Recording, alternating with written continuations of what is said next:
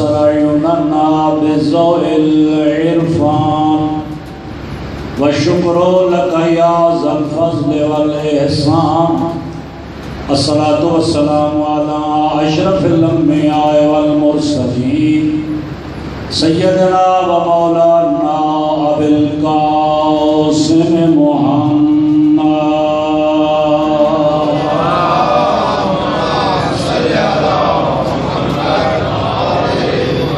وعلى آله الذين أذهب الله عنهم الرجس وطهرهم تطهيرا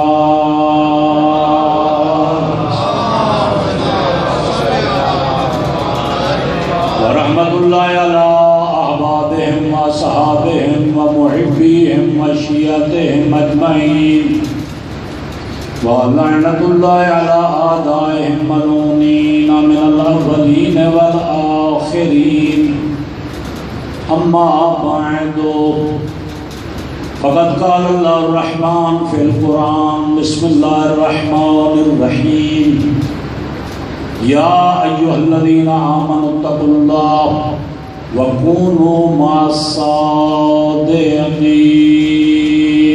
صلوات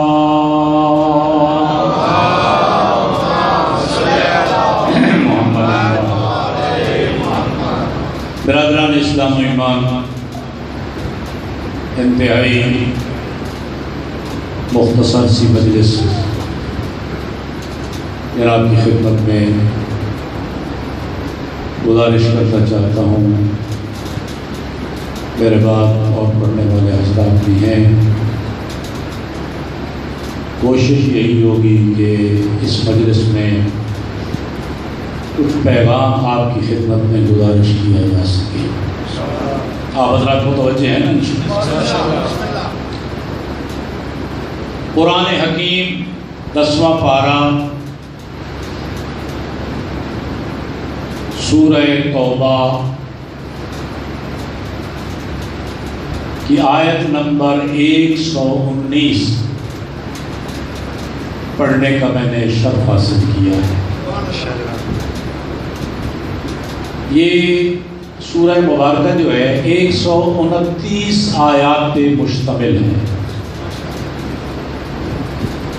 9 ہجری اس کا شان نزول ہے۔ توجہ ہے؟ اس کا دوسرا نام سورۃ برات بھی۔ یہ واحد سورت ہے قرآن میں کہ جس میں بسم اللہ ساتھ پڑھنے کا حکم نہیں ہے، ورنہ چھوٹی سی چھوٹی بھی اگر سورت ہے تو بسم اللہ جو ہے اس کے پڑھنے کا حکم موجود ہے کہ اس کو ساتھ پڑھا جائے، لیکن 129 آیات پہ مشتمل سورہ توبہ یا سورہ برات میرے مولا امیر المومنین علی ابن ابی طالب علیہ السلام سے پوچھا گیا ہے حلال مشکلات، نمائندہ خدا یہ فرمائیے کہ اس سورہ مجیدہ کے ساتھ اللہ نے بسم اللہ کیوں نہیں پڑھنے کا حکم دیا؟ فرمایا اس لیے اس میں اللہ کا غضب موجود ہے،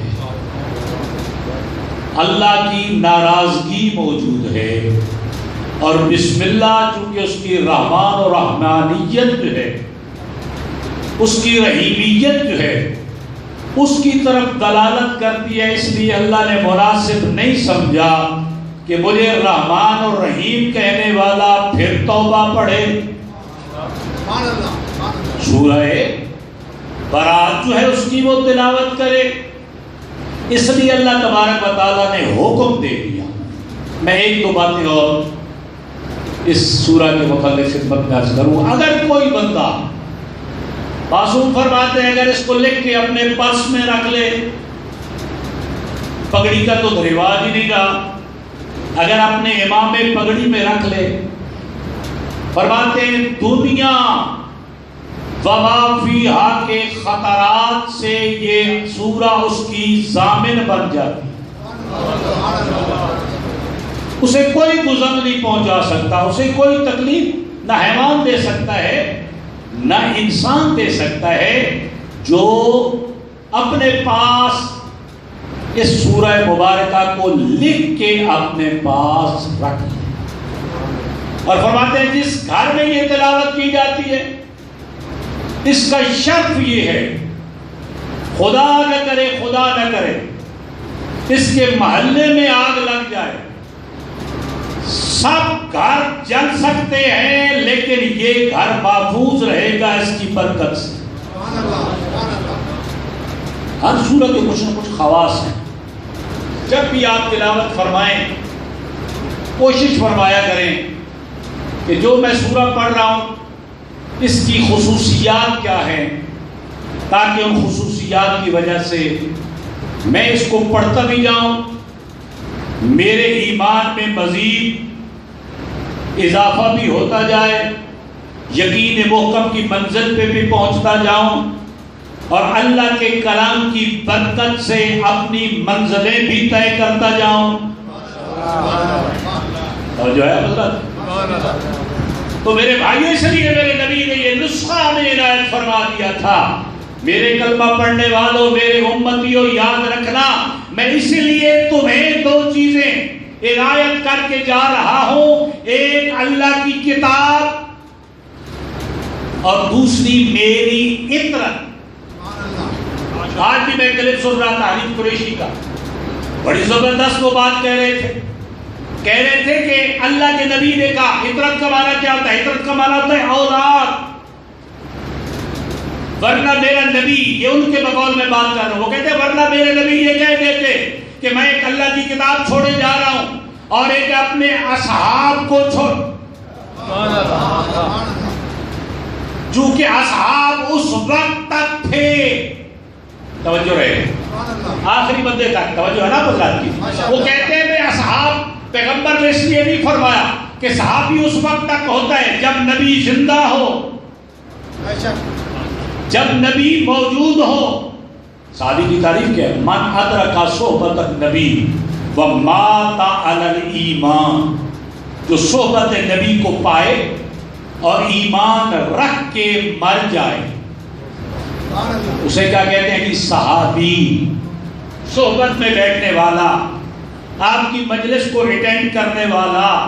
وہ کہتے ہیں صحابی اس وقت تک ہوگا جب نبی زندہ ہوں گے، اب نبی کے بعد دنیا بھی قائم، توجہ رہے، افراد بھی موجود، تو سلسلہ قیامت تک چلنا ہے، تو میرے نبی باقی اور نظر تھے، سرکار کی نظر وہاں تک تھی، اس لیے فرمایا کہ میں قرآن اور اپنی اولاد عطرت اہل بیت کو چھوڑ کے جا رہا ہوں، صحابی نبی تک محدود، عطرت قیامت تک موجود۔ یہ آپ ان کے بقول دیکھیں میرے بھائیو، یہ جو آیت ہے سورہ مواقع، اس کی 10 آیتیں پہلے نازل ہوئی، اور میں آپ کی خدمت میں عرض کرتا ضرور، جا کے دیکھ لینا تفسیر قرآن میں، یہ مدنی سورہ کہاں کی تھی؟ جو مدینے میں اتری نا ان کو مدنیہ کہا جاتا ہے نا، جو مکے میں ہوئی وہ مکیہ، مکے والی۔ اب جب 10 آیات نازل ہوئی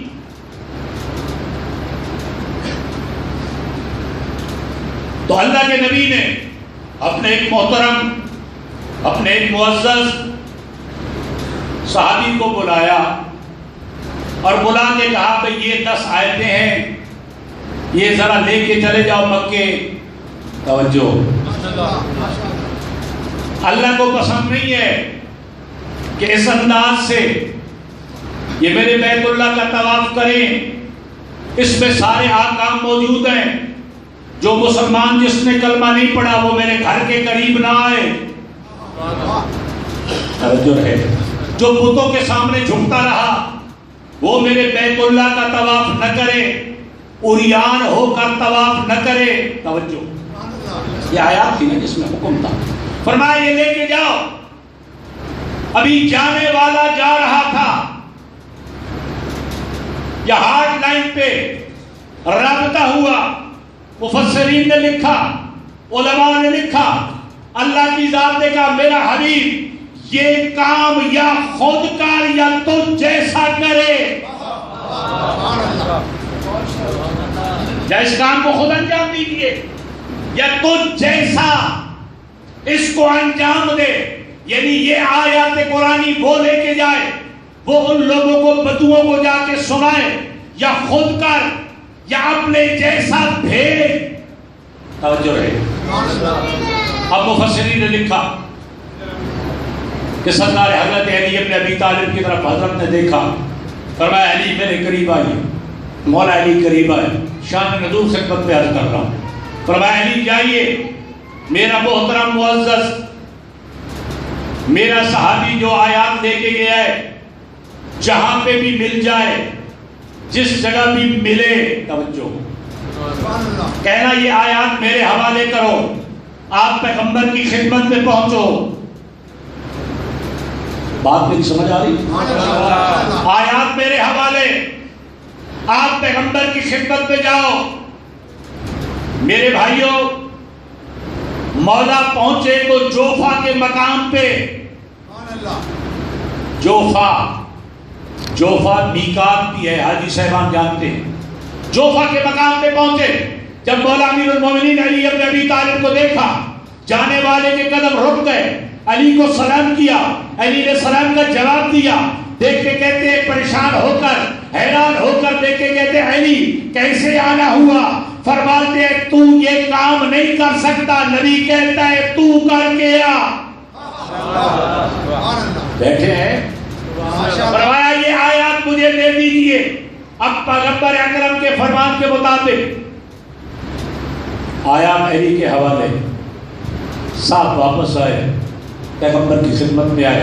علماء اہل سنت نے بھی لکھا، علماء تشیعوں نے بھی لکھا، کہا مولا آپ نے پہلے مجھے بھیجا تھا، بات کیا ہوئی؟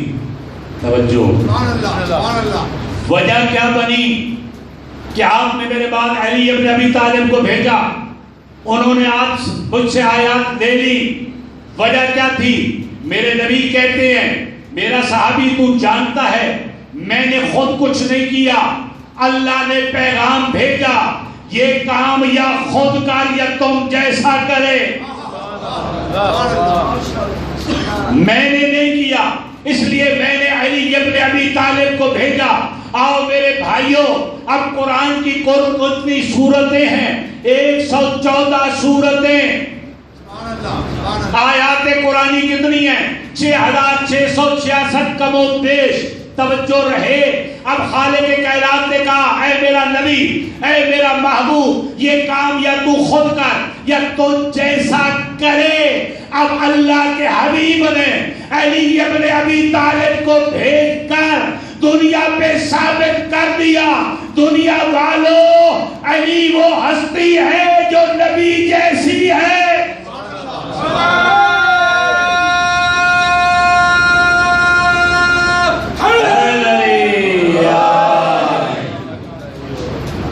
معذرت کے ساتھ میرے بھائیوں، اگر 10 آیتیں جو ہیں وہ لے کر اللہ کا پیغام کہیں تک نہیں کوئی پہنچا سکتا، اب جا کے خود شمار کر لینا، 6666 میں سے 10 مائنس کر لیں، باقی کتنی بچتی ہیں؟ اگر 10 آیات،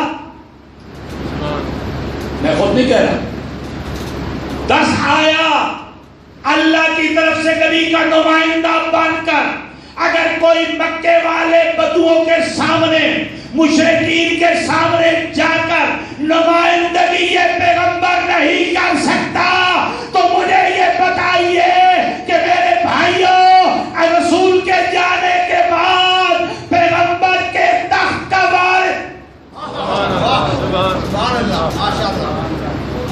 کا وارث کون ہو سکتا ہے؟ تخت کا وارث وہی ہو سکتا ہے، یا علی انت منی وانا منکا، علی تو مجھ سے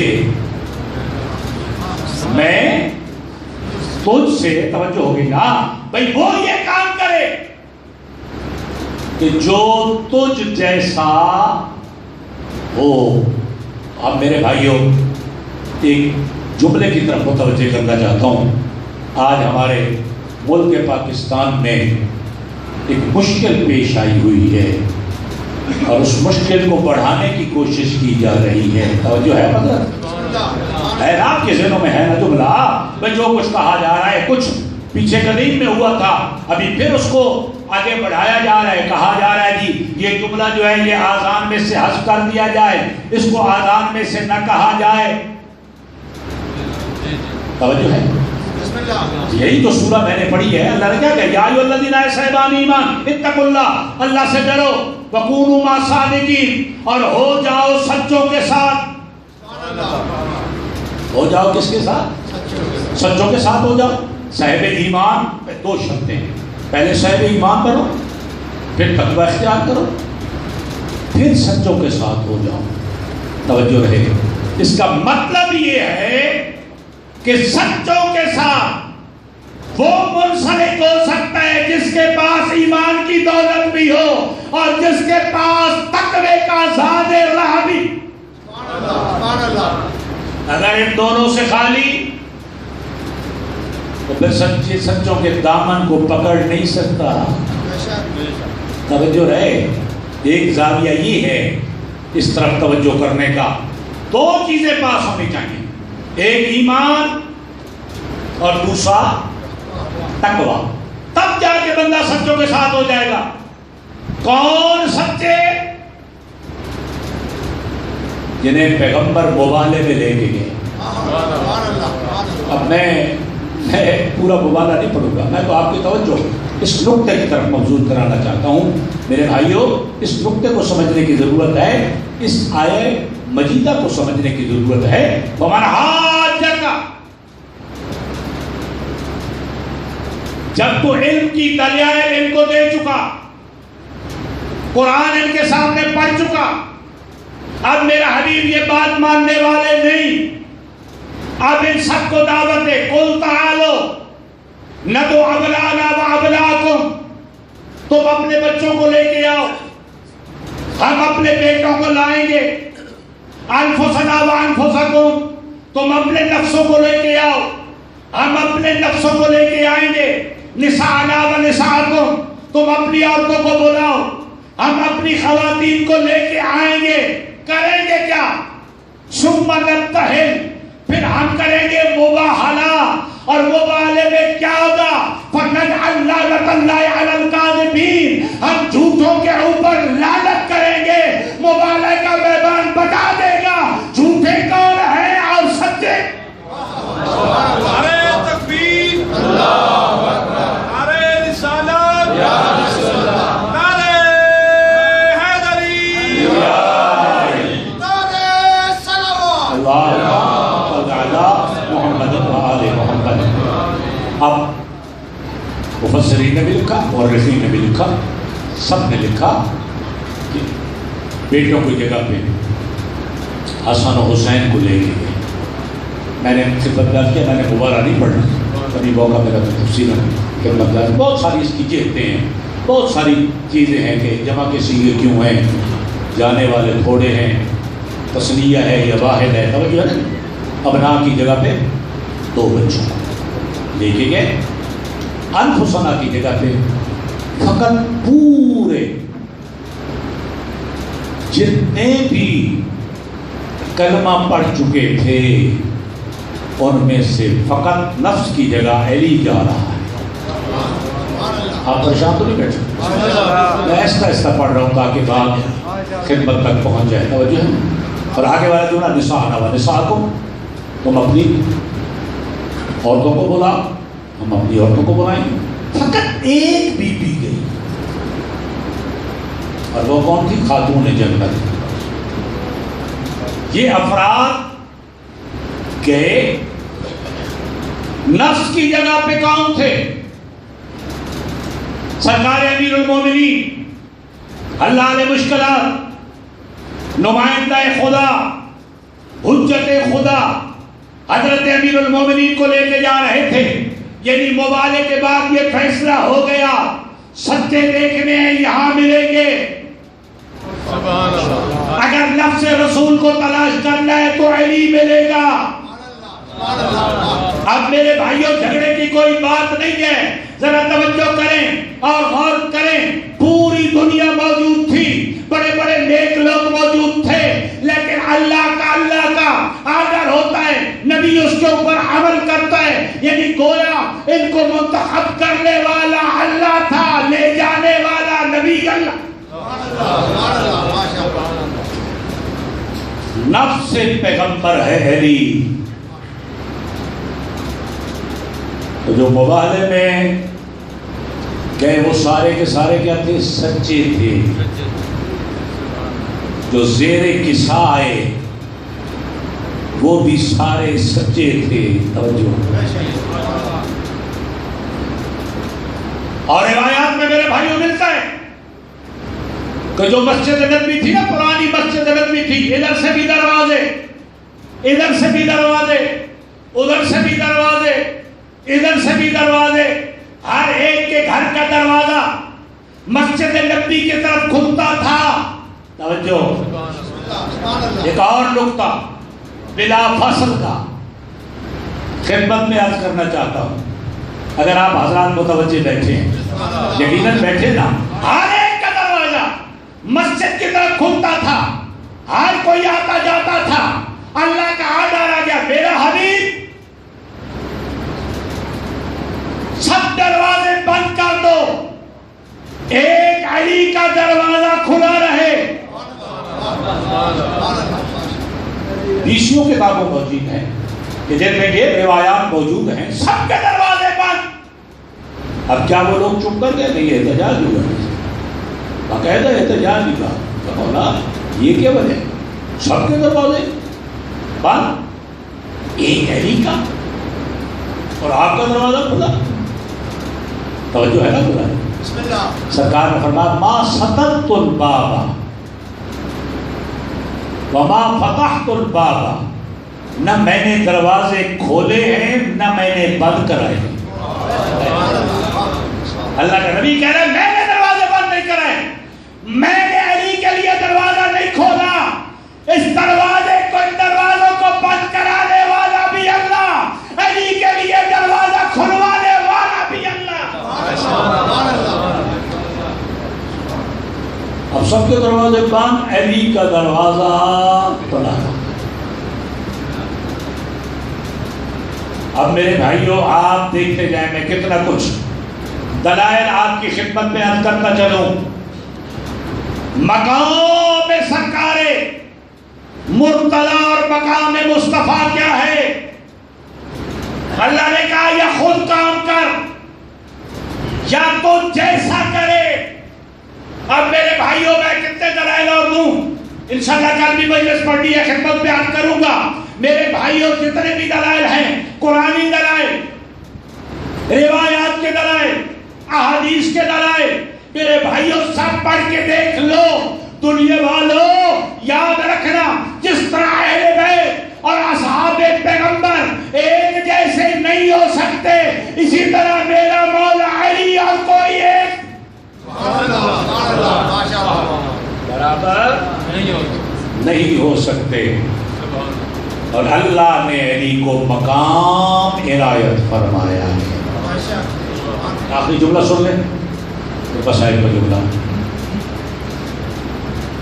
پیغمبر اسلام کے جانے کے بعد ساری تاریخیں آپ کے ذہن میں موجود ہیں. سرکار کے جانے کے بعد خلافت, پہلے محترم آ کے وہ جو زینہ بنا تھا نا, یہ دیکھیں کس طرح یہ ممبر ہے, تو اس کے کتنے زینے تھے جی؟ 4. کتنے زینے تھے جی؟ 4. پریشان تو نہیں ہو رہے؟ 4 زینے تھے.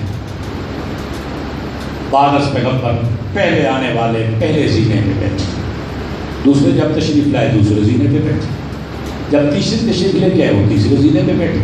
اب ایک زینہ بچ گیا جس پہ میرا نبی بیٹھتا تھا. یا تو گرمی ہے یا گھر کا بندہ سمجھ کے لاپرواہی کر رہے ہیں. توجہ ہے, کتنے زینے تھے جی؟ 4. آپ سب کتنے زینے تھے؟ 4 زینے تھے.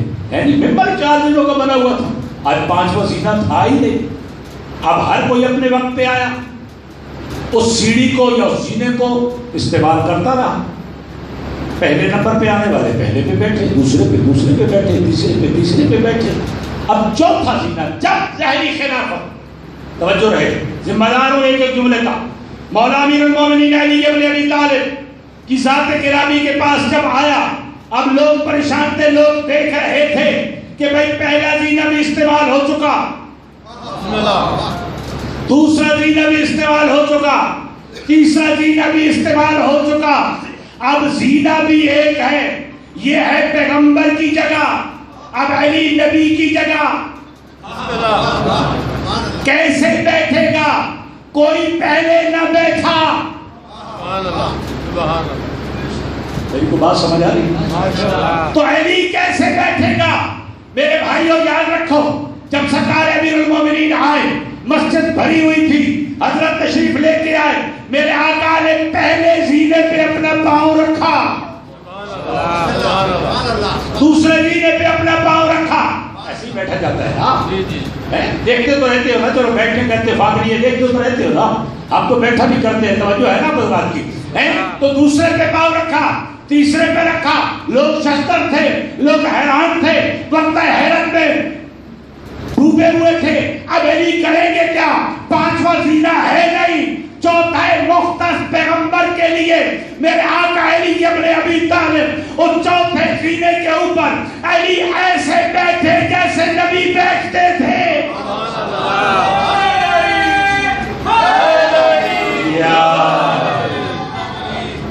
ایسے بیٹھے جیسے نبی بیٹھتے تھے. اب ہر ایک کی نظر علی کے چہرے کی طرف تھی, ہر کوئی دیکھ رہا تھا, لیکن ایک دوسرے کی طرف دیکھ کر یہ کہہ رہے تھے کمال ہو گئی, پہلے آنے والے تو نبی کی جگہ پہ نہ بیٹھے. علی کیسے بیٹھ گئے؟ اب علی تھے نبی جیسے, علی تھے نبی جیسے.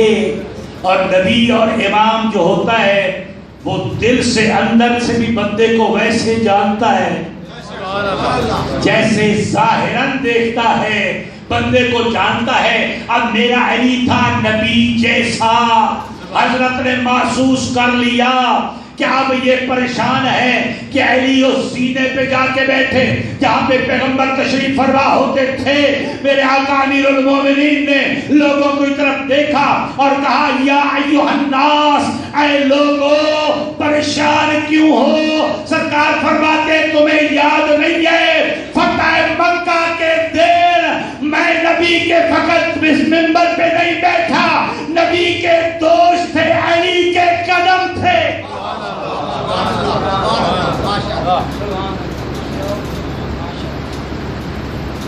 فرماتے پریشان کیوں ہوتے ہو؟ الذی وضعت القدمیا علی خاتم النبوہ فما هذا الآواز. فرماتے یہ زینے, یہ لکڑیاں کیا حیثیت رکھتی ہیں؟ میں علی وہ ہوں جو پیغمبر کے کندھوں پہ سوار ہو کر بتوں کو توڑ بھی رہا تھا اور نبی کی نصرت بھی کر رہا تھا. تکبیر, اللہ اکبر, نعرہ رسالت, یا رسول اللہ, نعرہ حیدری.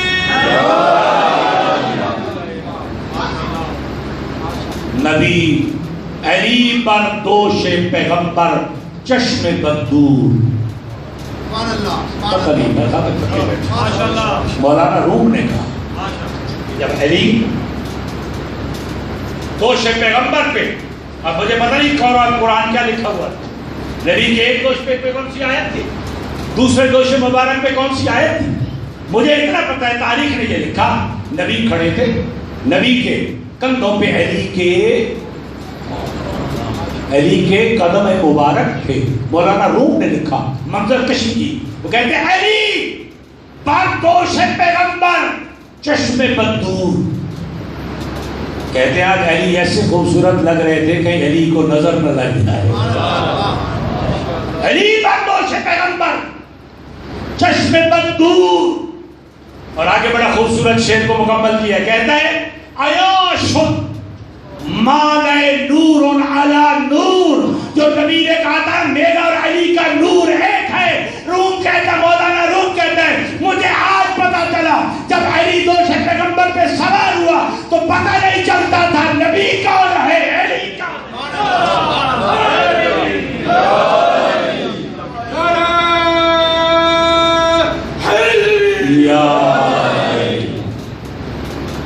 اس لیے میرے بھائیوں علی کو قرآن کی نظر سے دیکھو،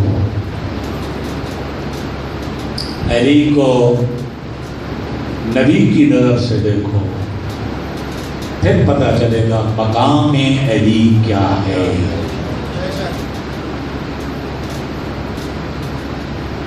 علی کی عظمت، نبی کی برکت. لیکن یہ مجالس منعقد نہ ہوتی اگر علی اور نبی کی بیٹیوں کے ساتھ ظلم نہ ہوتا. آج ہم عزاداریاں نہ کرتے، آج ہم مجالس پر بات نہ کرتے، آج ہم سبیلیں نہ لگاتے، آج گلی کوچے میں حسین حسین ہم نہ کرتے.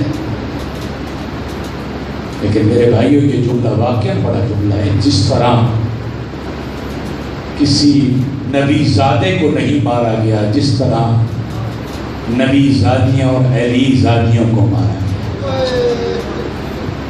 اجرکم علی اللہ، جزاکم اللہ.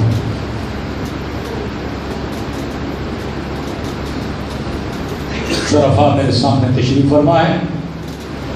ناموس کا درد جو ہے نا وہ انسان کو کھا جاتا ہے. غیرت جو ہوتی ہے نا، غیرت. اور یہ جملہ بھی سمجھانے کے لیے بہتر ہے کہ کسی نے امام سے پوچھا تھا مولا آپ جو یہ کریا کرتے ہیں اور آپ کے پانی کی بجائے خون آنکھوں سے آتا ہے،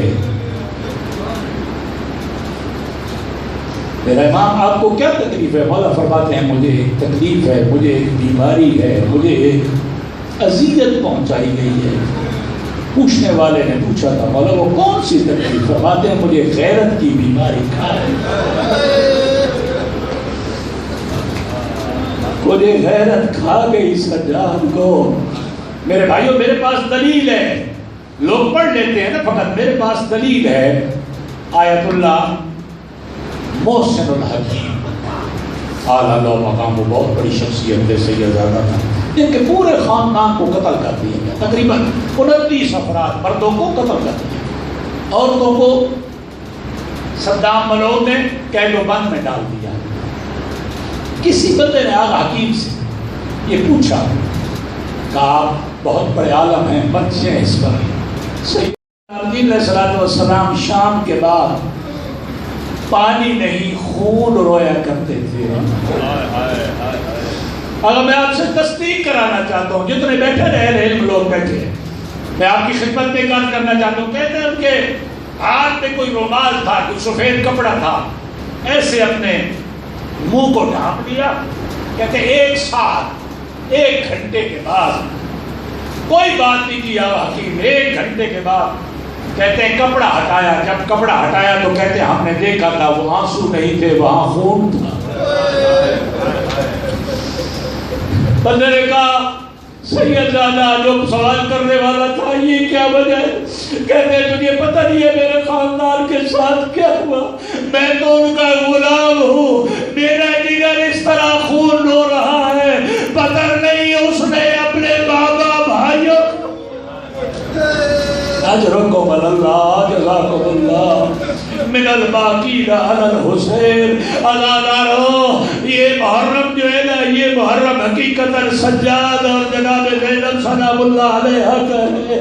اس لیے میرے بھائیوں روایات میں ملتا ہے وہ شام کا بازار تھا جس میں میرے آقا نے یہ جملہ کہا تھا جب بھیڑ بازار کی بڑھ گئی تھی، لوگ آوازیں بلند کر رہے تھے باغی کی بہنیں آ گئی ہے.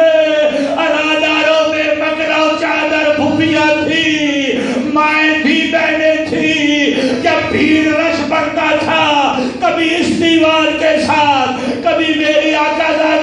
دیوار کے ساتھ ادادار و باقر اور امام سجاد کی قبر جھک گئی تھی اور اس وقت میرا مولا ایک جملہ کہہ رہے تھے آئے اللہ متلدنی امی اور کہا سجاد کو مالے دنیا میں لا لایا.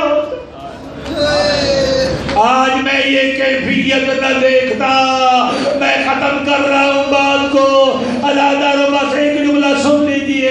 آج کے وقت کے مطابق اور میرے بھائیوں علی کی بہو بیٹیاں اس وقت زندہ میری آقا زادیہ وہاں پہ موجود ہے جب میری مرشد زادیوں کو لایا گیا.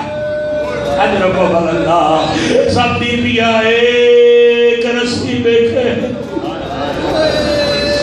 حضرت اللہ تصور کیجئے نا سب مستورات ایک رسی میں قید تھی. میں یہاں پہ ایک جملہ یہ میرا جملہ ہے روایت نہیں ہے. میں اتنا کہوں گا کسی میری آقا زادی کا قد بلند ہوگا کسی میری مرشد زادی کا قد چھوٹا ہوگا اور جتنی عمر ہوتی ہے اتنا قد ہوتا ہے نا. اور جو چھوٹیاں بچیاں تھی ان کے گلے میں رسی تھی. اللہ ان کے گلے میں رسی تھی. جب میری آقا زادیاں تھک جاتی تھی اپنی کمر کو بلند کرتی تھی. چھوٹی بچیوں کے گلے کی رسی زیادہ تنگ ہو جاتی تھی. بول کے کہتی تھی اماں اپنی کمر کو جھکا اب میرا گلا تنگ. اجرکم اللہ جزاکم اللہ. بس ایک جملہ خدمت بیان کرنا ہے جو زوار بیٹھے تائید کریں گے جو نہیں جا سکے میری آقا زادی کے مسائل کا صدقہ اب سب کو خدا اگر شام لے جائے اس کی زیارت ہمیں کرائے. وہ سوق حمیدیہ اس کے سامنے باب الساعات وہ گھنٹوں والا اللہ آپ کو وہ منظر دکھائے. سامنے مسجد عمومی ہے اس کے اندر بڑا گیٹ لگا ہوا ہے اس میں اندر داخل ہوا جائے. اللہ دارو سامنے اس بے حیا کا ایک تخت تھا جس کے اوپر یہ بیٹھا ہوا تھا. اس طرف اس کا محل تھا جس محل میں اس کی عورتیں بیٹھی ہوئی تھی. وہاں پہ ایک عورت تھی جو بیٹھی ہوئی تھی اس کا نام ہندہ لکھا جاتا. اللہ یہ بیٹھی تھی اپنی کلیزوں کے ساتھ دیکھ کے کہتی ہے جب یہ قافلہ آ جائے مجھے بتانا میں ذرا اس قافلے کو دیکھوں گی اس میں مرد کتنے ہیں خواتین کتنی ہیں. سنو گے اللہ دارو چیلن کے ایام خدمت بیان کرتا چلو. اللہ دارو جب قافلہ داخل ہوا آگے آگے امام سجاد رکوع کی حالت میں تھے. ساتھ محمد باقر تھے. سامنے ایک سفید سر والی مستور تھی جس کے قبر کے پیچھے ازادار و بیویوں نے اپنے سر جھکائے ہوئے تھے. یہ تخت کے اوپر بیٹھا تھا. ازادار اس کے تخت کے سامنے ایک تشت پڑا تھا. اس کے ہاتھ میں علماء نے لکھا خیزران کی ایک چھڑی جس کے ساتھ کانٹے لگے ہوئے تھے. اللہ یہ اس کپڑے کو غلام کو کہتے ہیں ہٹا دے. کپڑا ہٹ گیا او میں قربان جاؤں. اللہ یہ بے حیا میرے آقا کے دندان مبارک پہ وہ چھڑی رکھتا تھا. میں تو یہی کہوں گا چھڑی رکھتا تھا. سمجھ رہے ہو نا میں چھڑی رکھتا تھا. اب مجھے معلوم نہیں ہے وہ بہنوں نے کیسے دیکھا ہوگا اور بیٹیوں نے کیسے برداشت کیا ہوگا. امام سجاد کیسے دیکھ رہے ہوں گے. انادارو جب یہ دن یہ پہنچ گیا تو ہندہ نے بتایا کنیز نے بتایا قیدی آ چکے ہیں. آقا زادی قیدی آ چکے ہیں. انادارو جب اس نے دیکھا نا کہ ایک صف میں بیویاں سر جھکا کے کھڑی ہے. سامنے دو قیدی ہیں. ایک کے 5 سال کا سن ہے ایک تو تھا تو 24 کا لیکن کمر جھک گئی تھی. کہتی ہے کوئی دل میں ایسا ہوا کہتی ہے مجھے لے جاؤ ان کے پاس. بس انادارو جب لے کے آئے گا خدا جانتا ہے اس کے قیدی پہ سلام کیا السلام علیکم ایوہ الاسیر. قیدی تجھ پہ میرا سلام. میرے مولا نے سلام کا جواب دیا. قیدی مجھے اجازت ہے یہ جو بیویاں پیچھے کھڑی ہے میں ان سے کوئی بات اجرکم اللہ جزاکم اللہ۔ ازادارو جب یہ کہا تو میرے مولا فرماتے ہاں اجازت ہے، ان سے بات کر لو۔ ازادارو یہ جناب فضا کے قریب، ادھر میری آقا زادی پیچھے علی کی بیٹی کھڑی ہے، یہ قریب پہنچ گئی، دیکھیں کہتی ہے سفید سر والی یہ جو پیچھے تیرے کھڑی ہے یہ کون ہے؟ کہا یہ میری آقا زادی ہے، یہ میری سردار ہے۔ ازادارو جب یہ جملہ کہا فوراً اس نے سوال کیا من اینا، اے بی بی تم کہاں کے رہنے والے ہو؟ علی کی بیٹی کو جب کہا نا تو کہاں کے رہنے والے ہو؟ میری آقا زادی دیکھ کے فرماتی ہے من المدینہ، میں مدینے سے آئی ہوں۔ اچھا کون سا محلہ؟ میری آقا زادی نے کہا بنی ہاشم کا محلہ۔ کہا بنی ہاشم کا محلہ بی بی، اس میں تو میرے آقا رہتے تھے، میرے سردار میرے مولا رہتے تھے۔ ازاداروں دیکھ کے بی بی فرماتی ہے ہاں واقعا تیرے مولا رہتے تھے۔ دیکھ کے کہتی ہے اکیلے نہیں تھے، ان کے بیٹے بھی تھے، ان کے بھائی بھی تھے۔ بی بی فرماتی ہے صدقتے، تو سچ کہہ رہی ہے، اس کے بھائی بھی تھے۔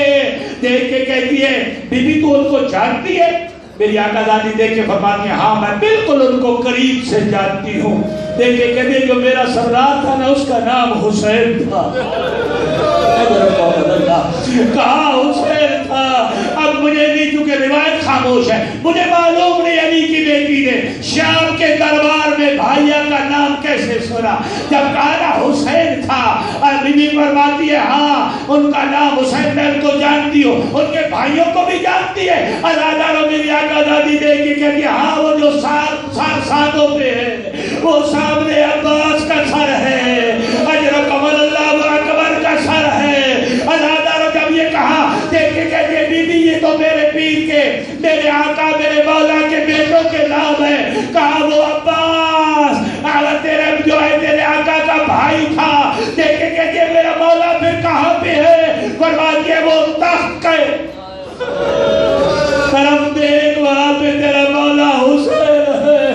ازاداروں جب یہ سنا نا کہ میرا مولا حسین تو سمجھ آ گئی، یہ تو کہہ رہے تھے کوئی باغی ہے، لیکن سمجھ گئی یہ تو حسین ہے، یہ تو رسول کا گھر جو ہے وہ تباہ ہو گیا، برباد ہو گیا۔ ازاداروں جلدی سے اپنے سر سے وہ برقع اتارا اور اتار کے زمین پہ پھینکا اور یزید کی طرف وہ مخاطب ہوئی۔ یزید نے جلدی سے بڑھ کر اپنی عبا اتار کر اس کے سر کے اوپر رکھی اور کہا تو میری زوجہ ہے۔ اتار کے دیکھ کے کہتے ہیں شرم نہیں آتا، اور جس کا کلمہ پڑھتا ہے اس کی بیٹیاں بے بکرا چادر۔ اللہ لا تقل اللہ